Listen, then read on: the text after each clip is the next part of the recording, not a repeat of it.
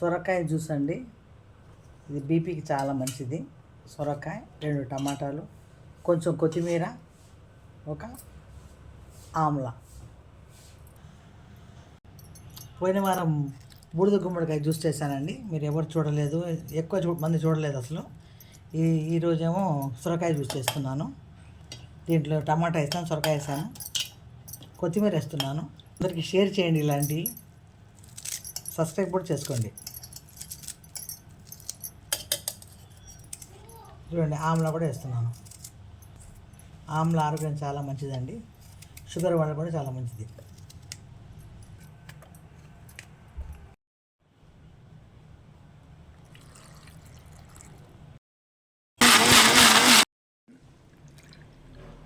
Juice ఇలా ఉంటుంది.